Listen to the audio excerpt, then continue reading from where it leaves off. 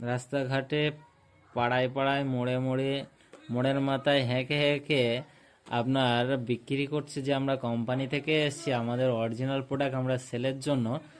তো আর আপনি বোকামো করে 1000 টাকা দিয়ে একটা মিক্সচার মেশিন কিনে নিয়ে আসছেন বাড়িতে এসে, আপনি মনে করছেন যে আপনি কোটিপতি হয়ে গেছেন, লাখপতি হয়ে গেছেন। অবশ্য আপনি যে 1000 টাকাটা কোথায় দিয়ে আসছেন সেটা আপনি একবারও ভাবছেন না। তো এর থেকে দূরে থাকবেন। আর কিভাবে এটার থেকে দূরে থাকবেন, ভালো কি খারাপ, সেটা আপনাদেরকে আজকে বলে দিই। এই যে কোম্পানির লোগোটা দেখতে পাচ্ছেন, এটা একটা বাজাজ কোম্পানির। তো বাজাজ কোম্পানির লোগোটা দেখেন আর অরিজিনাল বাজাজ কোম্পানির লোগোটা দেখেন, দুটো সম্পূর্ণ আলাদা। নিচেরটা দেখেন, উপরেরটা দেখেন, সম্পূর্ণ আলাদা।